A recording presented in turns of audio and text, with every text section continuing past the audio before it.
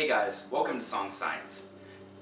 In this video, let's focus in on one of the chords in the major scale, the 5 chord.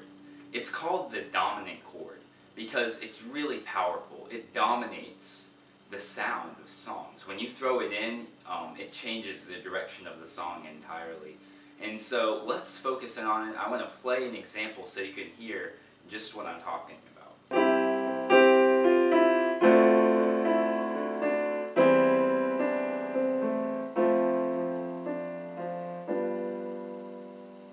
Now wait a second. What chord do you hear coming next?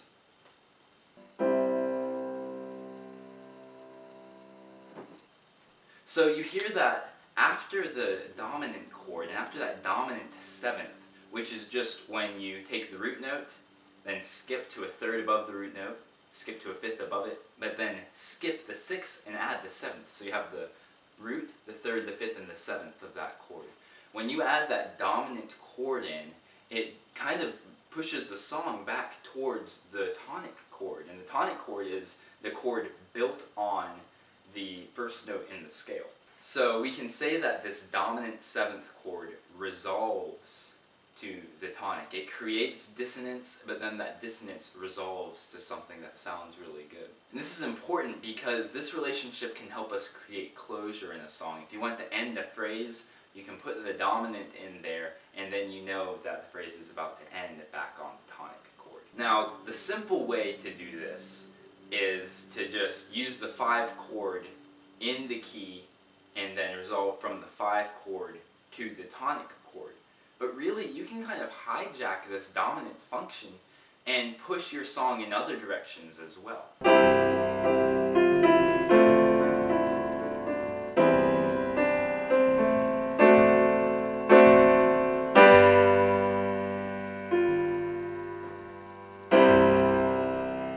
These dominant chords are called secondary dominants because they don't serve the main dominant function of pushing back to the tonic, but they do serve a function of pushing to another chord. So let's see an example of this. Let's say you have a simple chord progression.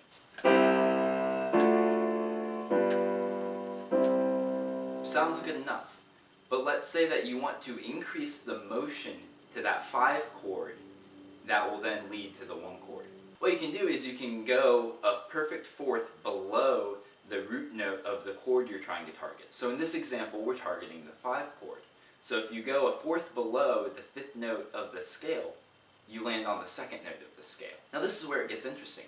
If you base a dominant chord off of that 2nd scale degree, then you end up getting this dominant function that doesn't lead to the tonic, it leads to the 5 chord.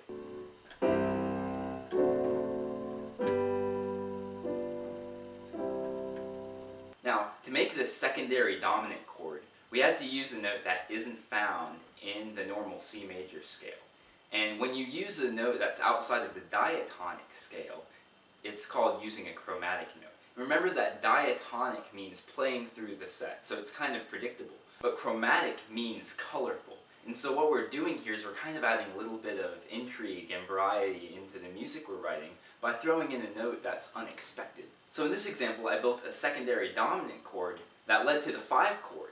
But you can do this with any other chord. Remember, I built this by taking the root note of the 5 chord, which was a G in this example, going down a perfect fourth to the 2nd scale degree, which is a D, and then building a dominant chord off of that. And remember that the dominant chord is just a major chord with a minor 7th added at the top.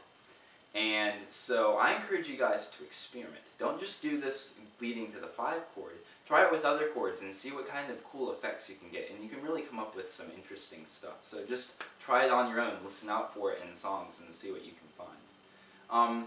If you like this video, please comment or subscribe. I'd love to hear what you think. And share it with your friends and see if they can gain something and improve their songwriting. And until next time, keep writing.